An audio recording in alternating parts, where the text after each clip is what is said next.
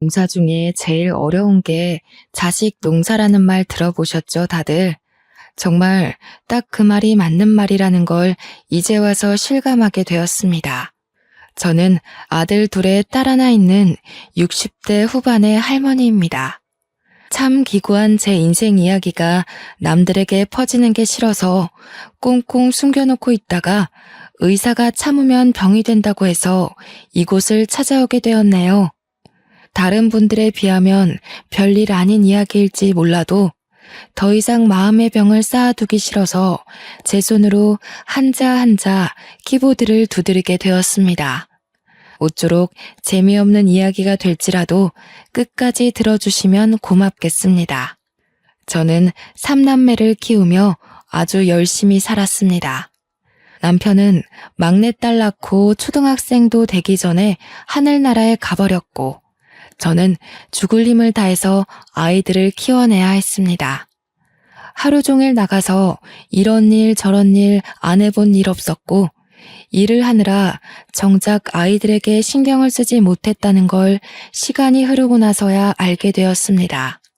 저는 3남매가 누구보다 돈독하고 서로를 아끼며 살고 있다고 착각을 했습니다. 아니, 어쩌면 제 바람이 저를 스스로 그렇게 가두면서 살았을지도 모르겠습니다. 엄마의 빈자리는 큰아들이, 아빠의 빈자리는 작은아들이 채워서 아이들끼리 서로를 의지하며 살기를 바랬던 걸지도 모르겠네요. 하지만 바람은 정말 저의 한날 흩어지는 소원이었을 뿐이라는 걸 나중에야 알게 됐습니다. 우리 첫째 아들이 완벽한 폭군이었다는 걸 알게 된 날, 저는 정말 기절하는 줄 알았습니다. 9살 먹은 막내딸에게 라면을 끓여오라 시켜서 딸이 고사리 같은 손으로 뜨거운 라면을 끓이다가 끓는 물을 쏟아 가슴팍에 화상을 입었을 때 그때 알게 되었죠. 울면서 둘째 아들이 저에게 전화가 왔을 때 저는 하던 일도 마무리 짓지 못하고 집으로 달려가야 했습니다. 찬물로 아무리 식혀봐야 우그러드는 살은 돌아올 생각을 하지 못했고 처지가 늦어지는 바람에 우리 딸은 가슴팍에 화상 자국을 평생 달고 살게 되었습니다. 저는 바보같이 그때서야 알게 되었죠. 첫째 아들이 동생들의 용돈을 빼앗아 쓰기도 하고 둘째가 공부한다고 하면 하나뿐인 책상을 차지하고 비켜주지 않았다는 사소한 사실까지도요. 둘째 아들이 보는 앞에서 만화책을 읽으며 둘째는 바닥에서 공부를 하게 시켰더라고요. 동생들은 나이가 있는 첫째 아들의 힘이 무서워서 벌벌 떨고만 있었습니다. 제가 이 모든 사실을 둘째와 셋째에게 들은 것은 아닙니다. 그 아이들이 저에게 조금만 일찍 이야기해 주었더라면 그 지경이 가게 냅두지 않았겠죠. 제가 이 사실을 언제 알게 되었냐면 제가 일하던 곳이 정규 휴무가 걸려 다음 청소일을 하기 전까지 잠깐 짬이 나서 집에 들렀을 때 알았습니다. 입구부터 아이들이 자지러지게 우는 소리가 들리고 느낌이 이상해서 조용히 집으로 들어가니 첫째 아이가 회초리를 들고 있더군요. 저도 사놓고 단 한 번도 쓰지 않았던 회초리였습니다. 그저 아이들에게 겁을 주려고 사두고 방 안에 꽁꽁 숨겨두었던 아주 얇고 상처가 나기 쉬운 회초리였습니다. 그런데 그 회초리로 첫째 아이가 둘째와 셋째의 다리를 휘두르고 있었습니다. 고작 둘째는 12살이었고 막내는 9살이었습니다. 우리 첫째는 16살이었고요. 중학생이나 된 큰 형이 초등학생인 동생들을 혼내고 있으니 애들은 겁에 질리고 아파서 울 수밖에 없었죠. 정말 집이 떠나가라 엉엉 울고 있고 종아리는 상처투성이었습니다. 제가 너무 놀라서 뭐 하는 짓이냐고 소리를 지르면서 달려가니 첫째는 놀란 기색도 없이 저에게 이야기를 했습니다. 동생들이 버릇이 없어서 교육하는 중이니까 저보고 구경이나 하라고요. 저는 정말 아무 말도 할 수가 없었죠. 뭐 때문에 그러냐고 첫째 아들을 붙잡고 이야기를 해보라고 닥달을 할 수밖에 없었습니다. 첫째는 입을 꾹 다물고 두 동생들은 엉엉 울기만 했습니다. 제가 소리를 치자 그제서야 둘째가 이야기를 하기 시작하더군요. 종아리가 눈으로 보기 힘들 정도로 아파 보이는데 둘째는 다 자기 잘못이라고 하더군요. 제가 매달마다 아이들에게 조금씩 용돈을 주고 있었는데 형에게 그 용돈을 주지 않아서 생긴 일이라 했습니다. 저는 정말 어이가 없어서 그게 전부냐고 물었고 두 아이는 맞다고 고개를 끄덕였습니다. 아니, 각자 쓰라고 용돈을 준 것인데 그걸 형에게 다 주고 있었다는 것도 충격적이었고 당연하게 받은 첫째에게도 실망이 컸죠. 두 동생들은 학교 끝나고 군것질이 하고 싶어서 형에게 용돈을 바치지 않았다고 했습니다. 그 말이 끝나기 무섭게 첫째 아이는 아이씨 하면서 방에 들어가더라고요. 저는 화가 나서 당장 나오라고 버릇없이 어딜 들어가냐고 누가 누굴 혼내는 거냐고 소리쳤습니다. 그런데도 불구하고 첫째 아이는 꿈쩍도 안 하더니 슬그머니 방문 열고 나와서 자기 나간다고 휙 집을 나서더군요. 고작 중학교 3학년이 저런 식으로 행동을 하니 제 속이 터져나갈 것 같았습니다.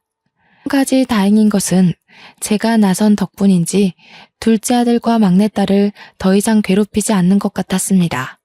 두 아이들에게 간간히 웃음이 걸리는 걸 보고 저는 한시름 놓았죠. 하지만 제 일은 더할 나위 없이 바빴습니다.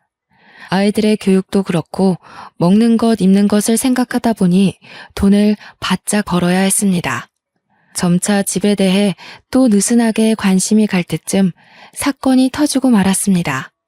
고등학교에 진학한 아들의 학교 담임 선생님에게서 학교로 와달라는 연락을 받게 된 것이었습니다. 저는 무슨 문제가 있느냐고 물었고 담임 선생님은 아이가 동급생의 물건을 빼앗고 주먹을 휘둘렀다고 하더군요. 저는 놀라서 하루 일을 빼고 학교로 달려갈 수밖에 없었습니다. 학교 교무실에 도착하니 반성도 없이 껄렁하게 앉아있는 아들이 보이더군요. 저는 정말 쥐구멍에 숨고 싶었고 당한 아이들에게 너무나도 미안했습니다. 남편이 살아있었다면 우리 아들이 이렇게 엇나가진 않았을지도 모른다는 생각이 들어 처음으로 먼저 가버린 남편을 원망하기도 했습니다. 정말 번듯하게 잘 키우고 싶었는데 왜 우리 아들은 내 속도 모르고 이다지도 나를 힘들게 할까 하는 원망도 터졌고요. 눈물이 줄줄 흘러나오는데도 불구하고 우리 아들은 저에게 눈길 한번 주지 않고 딴청을 부리더군요. 제 속이 정말 문드러진다는 느낌이 어떤 느낌인지 절실하게 알 수 있었습니다. 도대체 같은 반 아이들의 물건을 빼앗고 괴롭히고 왜 그러는 거야? 응? 나는 사지도 못하잖아 저거. 필요한데 그럼 뭐 어떻게 해? 필요는 하고 돈은 없고 그럼 내가 저걸 가질 수 있는 방법은 좁해서 뺏는 수밖에 없는데 저는 아들의 말에 정말 기겁을 할 수밖에 없었죠. 생각을 해보셔요. 학교에서 문제를 일으켜 찾아갔더니 반성은커녕 저리 당당한 태도로 나오다뇨. 당연히 물건을 빼앗기고 괴롭힘을 당한 동급생과 그들의 부모는 우리 아들을 용서하지 않았습니다. 저는 정말 학교에서 공부를 좀 하라는 제 바람이 그렇게 큰 것인지 몰랐죠. 결국 학교에서는 근신 처분을 내렸고 어쩔 수 없이 첫째 아들을 데리고 집으로 돌아올 수밖에 없었습니다. 첫째 아들은 저에게 이제 와서 관심 갖는 척 하지 말라고 진즉 이랬으면 자기도 달랐을 거라며 저에게 원망을 뱉었습니다. 다 제가 애들을 먹여 살리겠다고 일을 하는 바람에 이렇게 된 건가 싶었고 저는 망연자실했죠. 하지만 한 가지 다행인 것은 첫째가 엇나가고 집에서 폭군처럼 굴 때마다 아무것도 하지 못하는 동생들이 책을 들여다본 덕분에 공부를 잘했다는 겁니다. 첫째 아이에게 걸었던 기대는 둘째와 셋째에게로 넘어가게 되었습니다. 용돈을 늘 첫째에게 빼앗기고 있는 것을 알게 된 이후로 저는 용돈을 몰래 주었습니다. 같은 날 일괄적으로 용돈을 주면 뒤에서 어떻게든 첫째 아이가 다 빼앗는 걸 똑똑히 알게 되었으니까요. 하지만 꼬리가 길면 밟힌다는 이야기 다들 아시죠? 동생들이 처음 보는 새 문제집을 가지고 있으니 당연히 첫째가 알게 되었습니다. 제가 둘째와 셋째를 위해 용돈도 몰래 주고 문제집도 사준다는 사실을요. 그러더니 어이가 없다는 듯이 왜 자식들끼리 차별을 하냐고 저에게 소리를 지르는 게 아니겠어요? 그래서 문제집 사라고 돈을 준 거라고, 억울하면 너도 공부를 하라고 저도 소리를 쳤습니다. 학생의 본분은 무엇보다 공부 아니겠습니까? 그랬더니 자기도 문제집을 사겠다고 돈을 달라고 하더군요. 저는 속는 셈 치고 아이에게 10,000원을 주었습니다.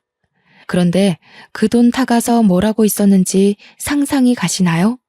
바로 담배를 사서 담배를 태우고 있었습니다. 아무리 문제하여도 그렇지 고등학생이 떡하니 교복 입고 담배를 태우는 걸 보는데 정말 기가 막히더군요. 제가 등짝을 때리며 미친놈아 등신 같은 놈아 하고 욕을 해도 첫째 아들은 저를 싸늘하게 바라볼 뿐 자기 행동이 잘못됐다는 생각은 하지 않았습니다. 이렇게 문제가 심각한 아들은 날이 갈수록 사고만 치기 시작했습니다. 친구 오토바이를 타고 가다가 사고를 내지 않나, 슈퍼에서 과자를 훔치질 않나, 편의점에서 술이랑 담배를 사다가 경찰에게 잡혀가질 않나. 그러면서 저한테 하는 말이 다 제가 그렇게 만들었다는 겁니다. 동생들한테만 따로 용돈 주고 챙겨주니까 자기는 엇나가는 거라면서요. 자기한테도 그렇게 관심을 주었으면 이렇게 망가지지 않았을 거라고 제 탓을 하대요. 저는 반성 따위 없는 아들을 포기했습니다. 그러던 도중 수능을 본 첫째 아들은 당연히 대학에 떨어지고 기다렸다는 듯이 1년 동안 탱자탱자 놀기만 하더군요. 1년을 미친놈처럼 술을 처먹는가 싶더니 후련히 군대에 들어가 버렸어요. 친구들이 가니까 저도 갔다 오겠습니다 하고 입대 하루 전날에서야 저에게 이야기를 하더군요. 그럴 줄 알았으면 일찍 퇴근해서 돌아와 따끈한 밥이라도 한 끼 먹이고 보냈어야 했는데 우리 첫째 아들은 끝까지 저에게 미련이 없었습니다. 저는 그렇게 아들을 군대에 보내놓고 사람이 되어 돌아오기를 기다렸습니다. 하지만 우리 아들은 끝까지 제 예상 밖의 행동을 하더군요. 군대가 체질인 것 같다면서 말뚝을 박아버리겠다고 하는 겁니다. 당시만 해도 군대에 부조리가 많고 후임을 괴롭히는 일이 잦았기 때문에 저는 아들을 무척이나 걱정했습니다. 그러나 우리 아들의 고등학교 시절을 생각하면 사실 아들의 후임을 더 걱정해야 하는 편이 옳았던 거죠. 군대가 체질이라던 아들은 정말 부사관이 되었고 군대에서 휴가도 나오지 않고 돈을 벌었습니다. 특근 수당이라는 게 꽤 쏠쏠하다며 저에게 돈을 붙여주기 시작했습니다. 고등학생, 중학생이던 둘째 아들과 막내딸을 키우면서 저는 정말 알뜰살뜰하게 살았습니다. 첫째는 2년 동안 휴가를 나와도 집에 오지 않고 친구들을 만나며 군대 월급을 탕진하는 것 같더니 철이 든 건지 갑자기 생활비에 보태라며 50만 원씩 보내더군요. 휴가 나왔을 때는 집으로 와 갑자기 동생들 옷을 사주고 치킨도 사주고 하는 겁니다. 저는 드디어 첫째가 철이 들었구나, 고생길이 끝났구나 하면서 감동을 먹었죠. 갑자기 태도가 바뀐 첫째 아들의 모습에 둘째와 셋째도 어리둥절했어요. 둘째가 대학에 들어갔을 때는 대학 등록금까지 떡하니 내놓는 게 아니겠어요. 드디어 큰오빠가 정신을 차린 거라며 막내딸은 제 손을 잡고 울기까지 했습니다. 온 가족이 덩실덩실한 것은 덤이고요. 그렇게 평생을 군대에서 보낼 것처럼 굴던 첫째 아들은 30이 가까운 시점에 돌연 전역을 하고 집으로 돌아왔습니다. 전역과 동시에 군대에서 알게 된 사람을 통해 취직까지 하게 되었다고 하더군요. 저는 정말 군대가 사람을 만들어 주었구나 하면서 기뻐했습니다. 그때 막내는 대학생이었고 둘째는 군대에 다녀와 복학을 한 시점이었습니다. 여전히 등록금을 대랴 생활비를 마련하랴 엄청나게 바쁜 생활을 해야 했습니다. 무릎을 꿇고 걸레질을 해야 하는 청소 특성상 무릎이 시큰거려 너무나도 힘들었지만 첫째가 번듯한 직장인이니 행복했죠. 월급을 받는 날이면 저에게 생활비에 보태라고 돈을 주기도 하고 동생들을 위해 돈을 아낌없이 썼습니다. 그렇게 막내까지 졸업을 마치고 3남매가 모두 직장인이 되었을 때 저는 드디어 생활이 좀 피어나나 했습니다. 이유는 아이들 셋 전부 다 저에게 생활비를 주었기 때문이었습니다. 막내딸은 저에게 청소하느라 고생했다며 이제는 좀 쉬어도 되지 않겠냐고 하더군요. 시큰거리는 무릎도 고쳤으면 좋겠다고 했지만 만만치 않은 병원비까지 아이들에게 짊어지게 하고 싶지 않았어요. 저는 일을 좀 줄이긴 했지만 그래도 여전히 바쁘게 일을 했고 저축도 하고 그렇게 시간을 보냈습니다. 아이들이 다 크니 은근히 들어갈 돈도 없고 통장에 하나둘 쌓여가는 잔고를 보면서 행복해지더라고요. 남의 집 청소도 하고 건물 청소도 하고 청소일이 힘들긴 하지만 시급은 좋아서 놓칠 수 없었습니다. 제 무릎이야 나중에 휠체어 타고 다니면 되지 하는 아주 말도 안 되는 생각을 하면서 버텨냈죠. 첫째 아들이 34살이 되었을 때 드디어 저에게 결혼하고 싶은 사람이 있다면서 여자를 소개시켜 주겠다고 했습니다. 첫 만남이 아직도 생생하니 잊혀지지가 않습니다. 며느리 될 사람이라고 데려온 여자는 인상이 별로 좋지 않아서 솔직히 마음에 안 들었습니다. 째진 눈꼬리에 득실득실하게 붙은 욕심살이 있어서 우리 아들이랑 결혼하겠다고 하니 걱정이 앞섰습니다. 그런데 그게 다 제 편견이었는지 성격이 아주 붙임살 있는 게 시원시원하니 좋더라고요. 물론 가끔 말이 좀 세게 나오는 경향이 있어서 제가 처음에는 눈치를 봐야 했지만요. 저한테 시집살이는 시키지 않으셨으면 좋겠어요. 제가 제 사람 하나는 끝내주게 챙기는 타입이거든요. 하지만 제 사람이 아니다 싶을 때는 칼같이 내치는 사람입니다. 나도 연락을 자주 하거나 시집살이 시킬 맘 없네. 요즘 시대가 그런 시대도 아니고 그저 둘이 잘 먹고 잘 살았으면 하는 마음뿐이지. 며느리가 눈에 힘을 주면서 이야기하니까 괜히 저도 마음이 쫄리더라고요. 그래서 솔직하게 이야기를 했더니 며느리가 갑자기 저한테 웃음을 흘리면서 싹싹하게 굴기 시작했어요. 제가 시집살이를 시킬 마음 없다고 하니 그제서야 마음의 문을 열어둔 느낌이었습니다. 어머님, 제가 반찬을 좀 해왔는데 입에 맞으실진 모르겠지만 한번 드셔보세요. 제가 철되면 식혜도에다 보낼게요. 제가 식혜 하나는 끝내주게 만들거든요. 김장철 되면 김장김치도 좀 보내드릴까요? 제가 요리하는 걸 워낙 좋아해서요.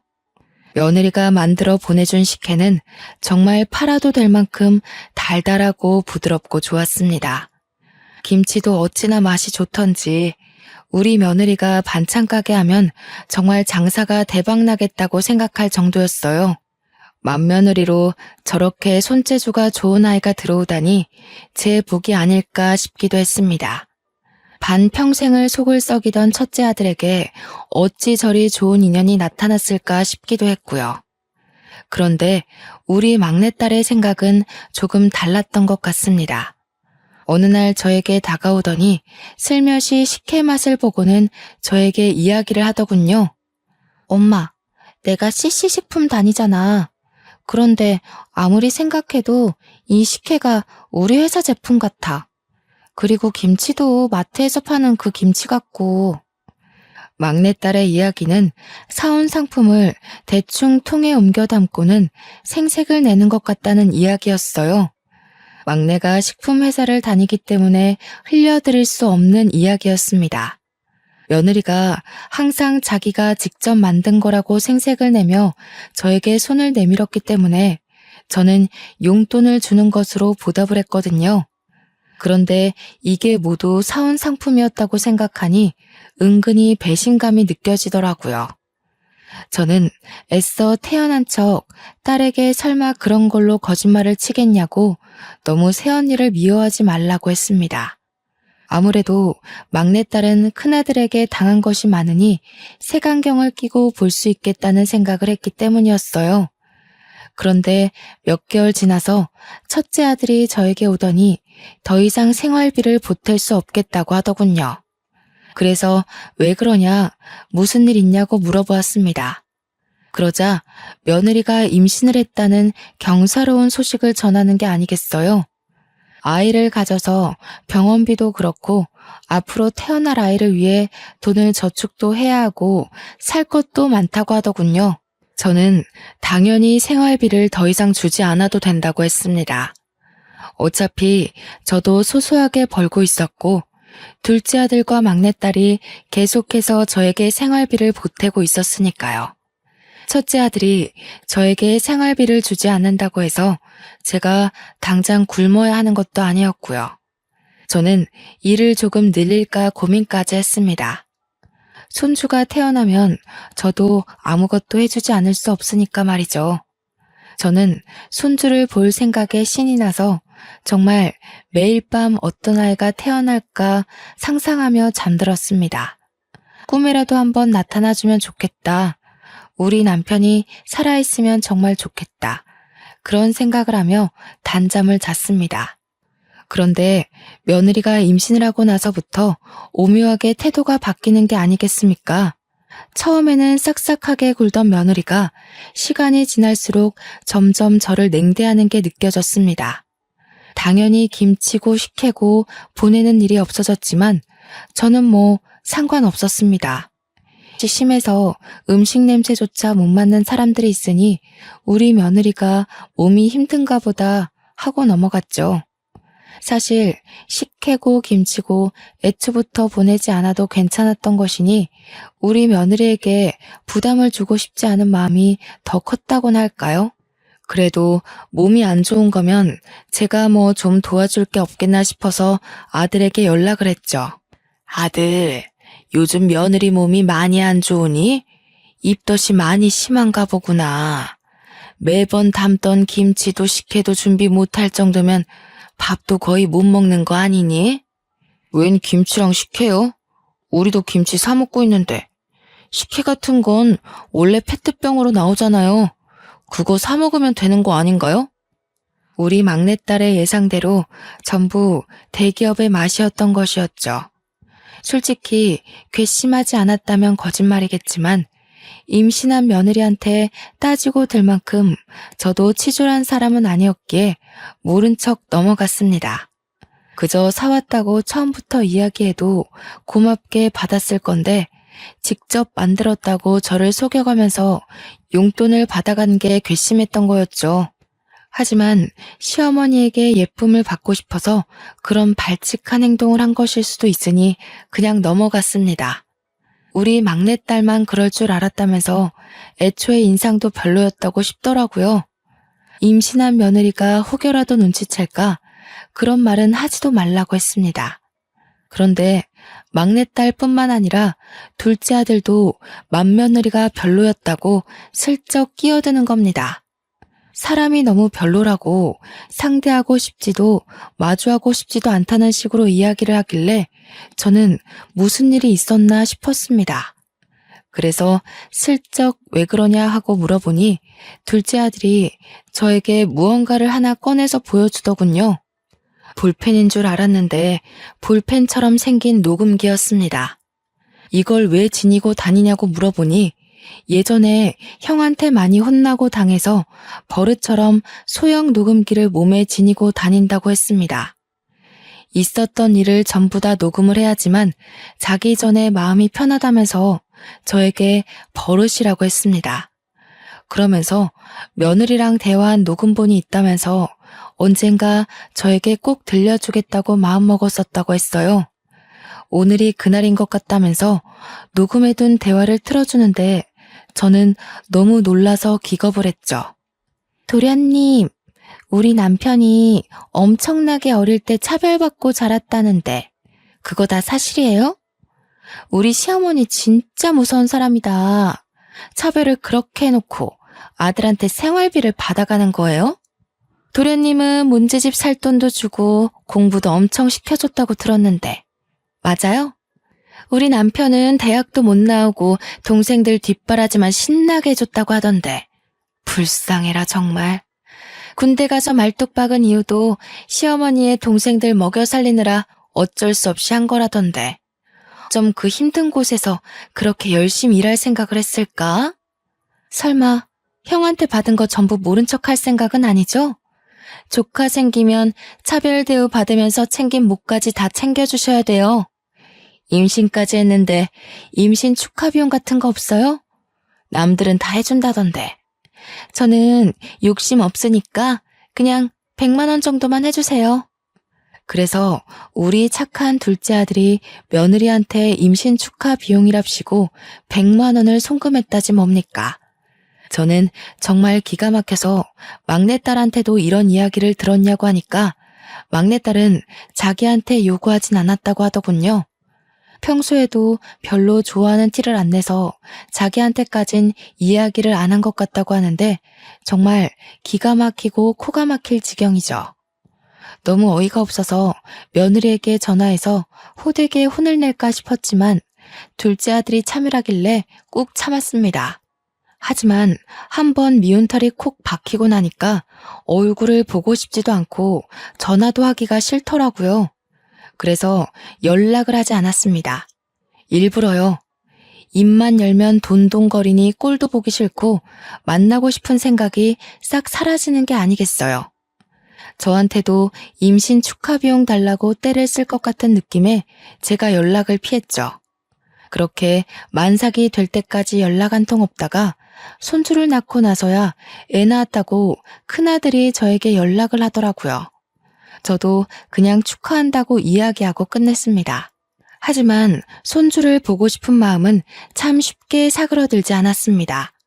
결국 둘째와 막내와 저 이렇게 셋이서 병원에 찾아가 손주를 보려고 했습니다. 다들 퇴근하고 삼삼오오 모여서 간 것이라 밤에 뭐 하나 준비도 제대로 못하고 마음만 급해서 병원에 찾아갔습니다. 그러자 저희들의 빈손을 보고 며느리가 화를 막 내는 게 아니겠습니까? 저희는 꿀먹은 벙어리가 되고 말았죠.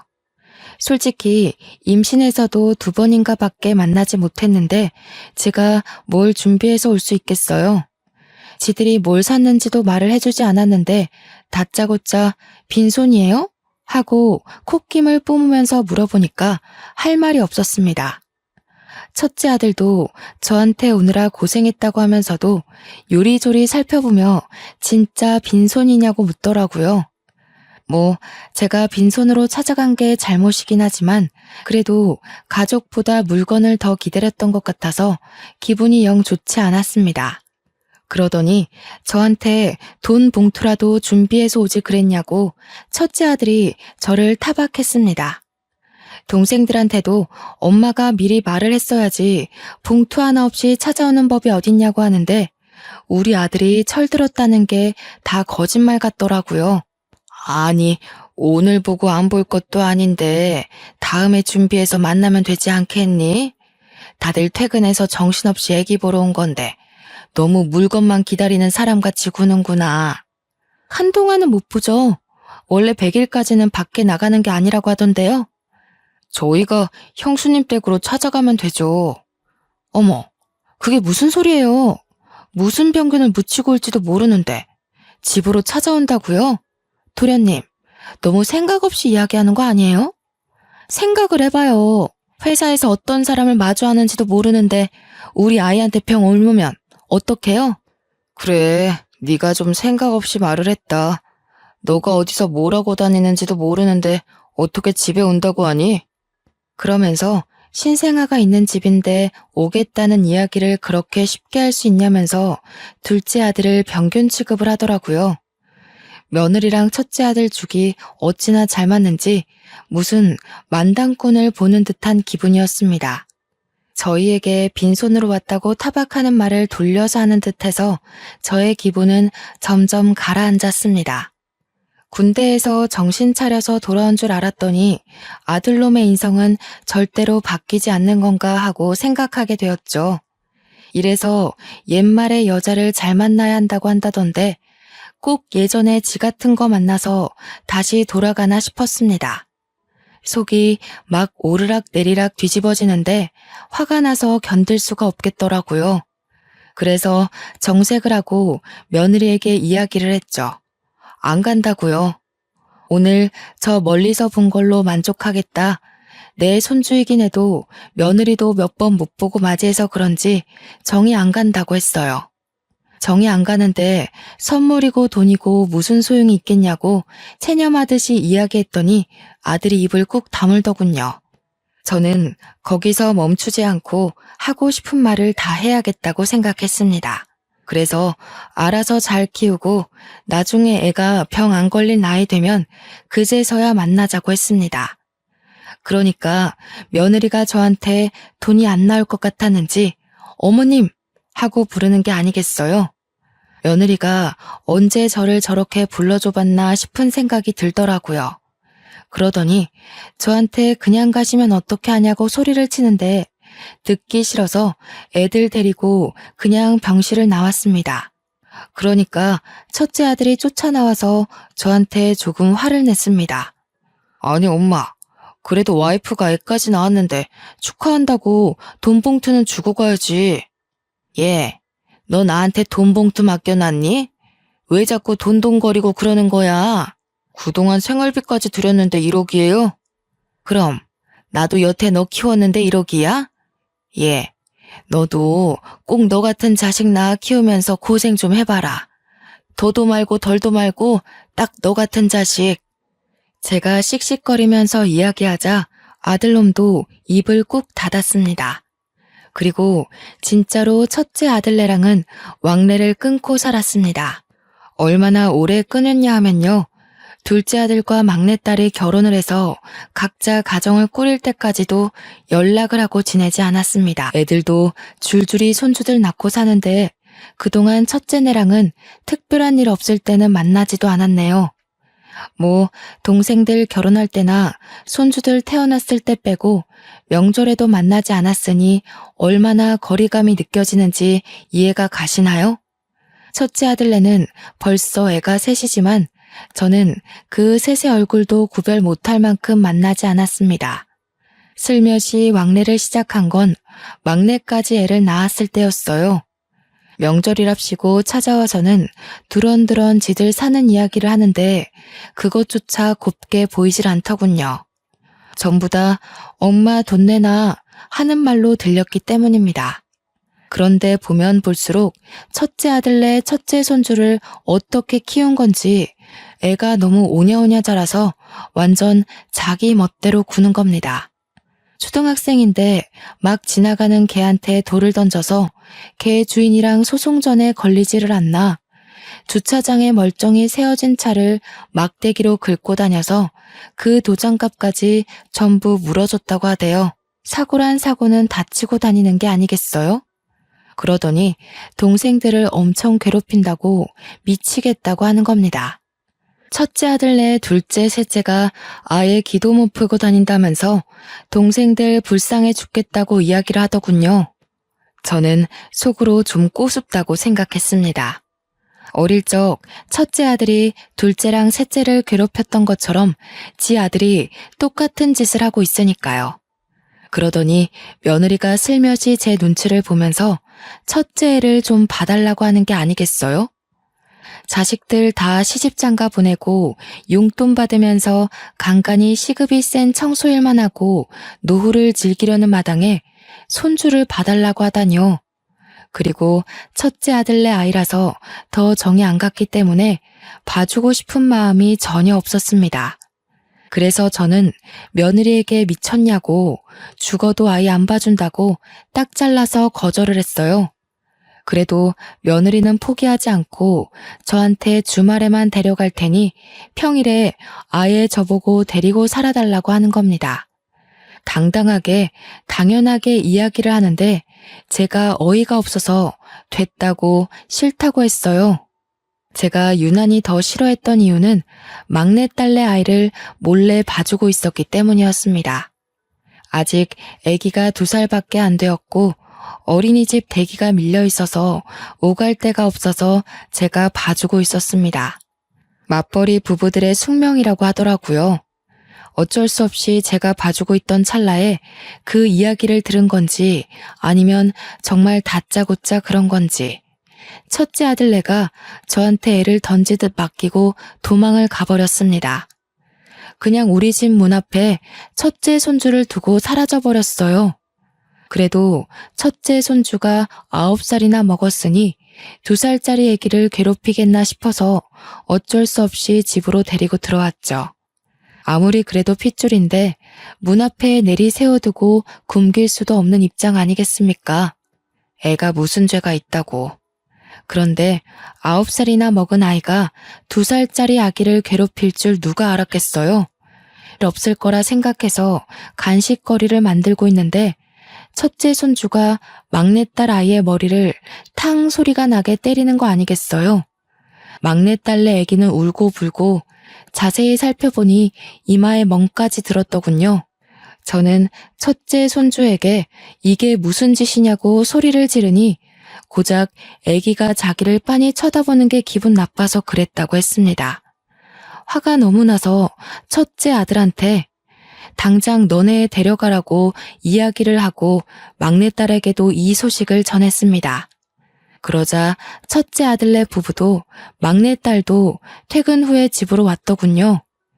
제가 거기서 화가 나서 첫째 아들네한테 애를 어떻게 키웠길래 이 모양 이 꼴이냐고 이야기를 했습니다.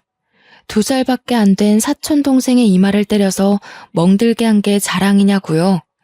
그러니까 첫째 며느리가 저한테 인상을 팍 쓰면서 이야기를 하는 겁니다. 어머니, 너무 차별하시는 거 아니에요?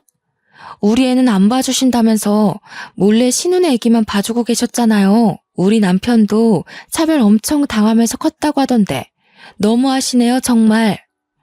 저는 기가 막혀서 누가 누굴 차별했다고 하냐고 며느리에게 톡 쏘아붙였어요. 옆에서 보고 있던 막내딸도 기가 막힌지 팔짱을 끼고 지 오빠를 쳐다보고 있더군요. 첫째 아들은 정말 지가 차별이라도 받고 자란 것처럼 굴고 있었고요. 아니, 그렇잖아요. 우리 애 키울 때는 도움도 안 주셨으면서 신혼에는 왜 다 해주시는데요?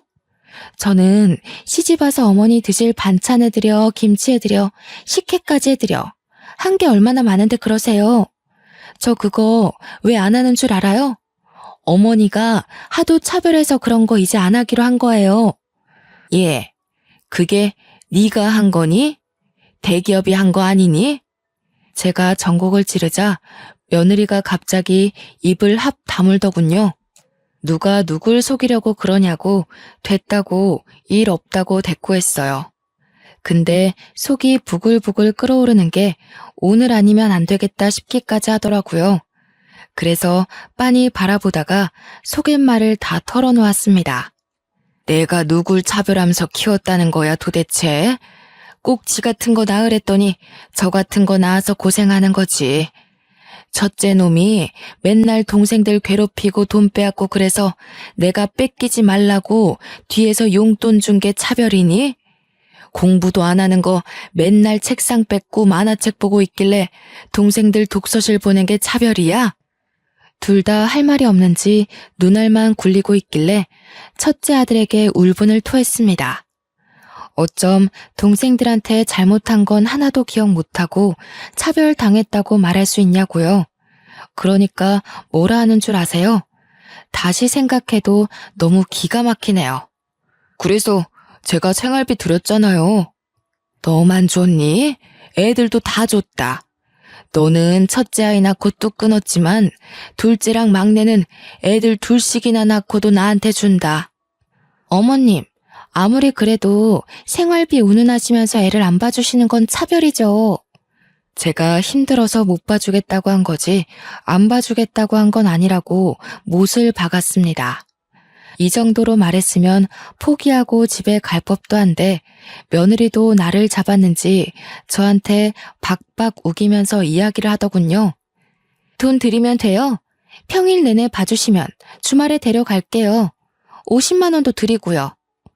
막내딸은 어이가 없는지 허허거리면서 웃고 맏며느리는 뭐가 당당한지 고개를 빳빳하게 들고 있더군요. 그래서 제가 딱 잘라 말했습니다. 그래? 그럼 50만 원에 다른 사람 구해봐라. 구해지나. 그리고는 축객령을 내렸어요. 쫓겨나듯 나간 첫째 아들네는 저한테 너무하다고 막 난리를 치더라고요. 하지만 첫째 아들네도 만만치 않은 놈들이었습니다. 며칠 뒤에 갑자기 또 우리 집에 애를 던져놓고 갔지 뭡니까?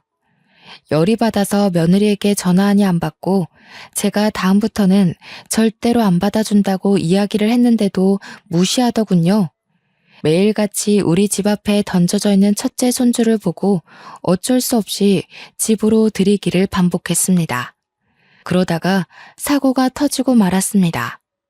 첫째 손주가 우리 집이 2층 주택인데 거기서 위험하게 놀다가 아래로 떨어지고 말았습니다. 119를 불러서 가는데 다행히 머리는 다치지 않고 다리가 똑 부러져서 수술을 해야 한다고 하더군요. 혹시 모를 사태를 대비해서 수혈을 생각하고 혈액형을 알아야 한다고 하길래 아들이랑 며느리가 둘 다 A형이라고 A형일 거라고 했습니다. 그런데 긴가민가해서 검사를 해봐달라고 했어요. 근데 병원에서 A형이 아니라 AB형이라고 부모가 둘 다 A형이 맞냐고 물어보는 거예요. 절대로 AB형이 나올 수 없다면서 부모가 혈액형을 잘못 알고 있는 것 같다고요. 저는 순간 머리를 망치로 얻어맞은 듯한 기분이 들었습니다. 행동이 첫째 아들이랑 똑같아서 의심을 한 적이 없는데 생긴 게 아무리 봐도 아들을 안 닮은 거죠. 며느리가 성형이라도 한 줄 알고 조용히 모른 척 했는데 우리 아들의 아이가 아닐 수도 있는 거 아니겠습니까? 저는 아들에게 바로 이야기를 했고 제 의심을 지울 수 없어 유전자 검사를 맡겼습니다. 맏며느리가 전업주부임에도 애를 우리 집에 던지고 싸돌아다니는 것도 수상하고 그런데 정말 친자검사 결과에서 아들과 일치하지 않는다고 나온 겁니다. 첫째 아들이 열이 받아서 둘째와 셋째 애기까지 모조리 다 검사를 했는데 친자 불일치가 떴어요. 첫째 손주가 누워있는 병실에서 당연히 난리가 났습니다.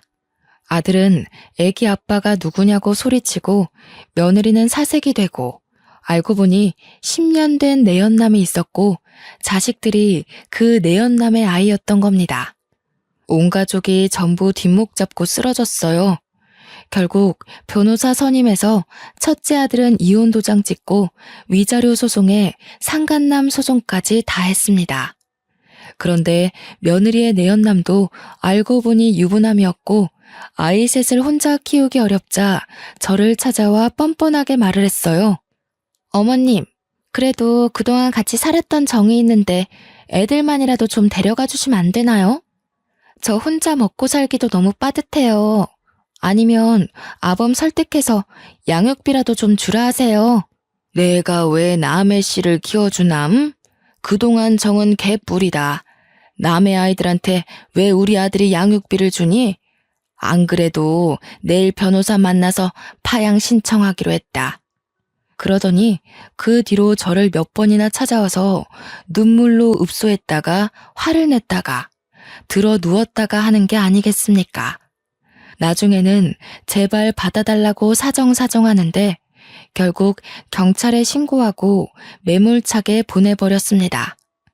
첫째 아들은 그날 이후로 제 눈치를 보느라 아무것도 못하고 죄송하다고만 하고 있고요.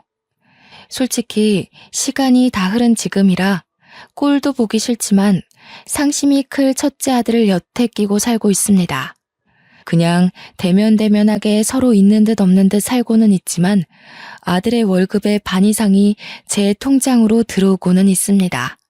제가 아들 이혼시키면서 생활비 보태지 않으면 데리고 살아주지 않겠다고 했거든요. 지금까지도 착실하게 제 말 듣고 제 눈치 보면서 잘 살고 있고요. 망한 자식 농사지만 그래도 앞으로 눈칫밥 먹으면서 살 듯 싶어 다행이라 생각합니다. 아들이 주는 생활비 한 푼 두 푼 모아 시큰거리는 제 무릎 제대로 고쳐볼까 합니다. 그거라도 해야 제 마음이 속 시원해질 것 같네요. 물론 의사 선생님 말대로 이렇게 풀어내니 한결 가벼워지긴 했습니다. 여러분, 마음에 안 드는 자식도 결국 내 자식이긴 하더라고요.